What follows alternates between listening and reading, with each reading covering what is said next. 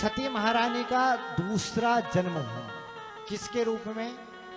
माता पार्वती के रूप में। किसके रूप में हुआ? किसके रूप में? जोर से बोलो, नहीं याद है? तू डूब के मर जा रे। अरे भोलेनाथ जी का विवाह हुआ था पार्वती जी से, है ना? पार्वती जी के साथ जब वो विवाह हुआ,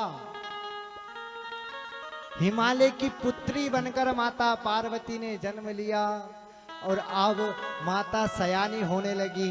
सयानी जैसे होने लगी तो विवाह की पिता को चिंता सताने लगी। अब बेटी विदा है, विवाह करना तो अब सभी भगवान आकर हिमालय के पास आकर, राजा हिमालय के पास कहने लगे, आपकी बेटी के लिए हमने एक वर तला। इस मसान में, कहाँ रहते थे? मसान में। जो वस्त्र पहनते थे, क्या पहनते थे? खाल, चादर जो रहती थी ना, वस्त्र जो पहनते थे वो खाल। और अपने शरीर में पाउडर किसका लगाते थे भगवान? मूर्धे की भस्म का। तो ऐसे भोलेनाथ जी के लिए आज शादी की तैयारी की बात चल रही। जब भी किसी की शादी की बात चलती है ना, तो मन में बड़ी प्रसन्नता होती है ना। तो आज भोलेनाथ जी भी बड़े प्रसन्न हो रहे हैं कि मेरे लिए शादी की बात करने देवता लोग गए हैं। तो शादी की बात करने गए हैं, अब शादी की तैयारियां शुरू होने लगी। शादी की तैयारी शुरू किस प्रकार से हो रही है कि भोलेनाथ जी की आग्रह करने के लिए गए। अब माँ ने सोचा बेटी का विवाह हो रहा, ना जाने वो कैसा है, कैसा दिखता है, ना जाने वो उसका स्वरूप कैसा है। अब माँ को तो पता था कि मेरा विवाह शिव से होगा, पर शिव के बारे में सुन रखा था कि गले में तो सर्प का हार पहनता है, कानों में क्या पहनता है कि बिच्छू के कुंडल बनाकर पहन लेता। वो तो अघोरी है, वो तो अघोरी है, वो तो रहता कहाँ है? मसान में रहता है। अब माँ को चिंता सताने लगी कि मेरी बेटी ना जाने कैसे रहेगी, उसका तो घर भी नहीं है। अब ये सब देवता बोल रहे हैं कि उसके साथ विदा कर दो, उसमें।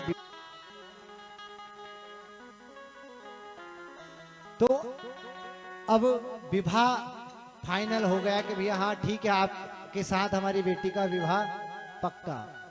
अब विवाह जब हो गया तो सब गण मिलकर भोलेनाथ जी को तैयार कर रहे हैं। कैसे तैयार कर रहे हैं कि भोलेनाथ जी को आज सजाना, दूल्हा बना रहे हैं। तो आइए हम सब पुरुष वर्ग मिलकर भोलेनाथ जी के गण बन जाते हैं। वो गण बनकर फिर भोलेनाथ जी का श्रृंगार करते हैं। कैसे श्रृंगार करते हैं? आइए बड़े भाव के साथ श्रृंगार में लिप्त होइएगा।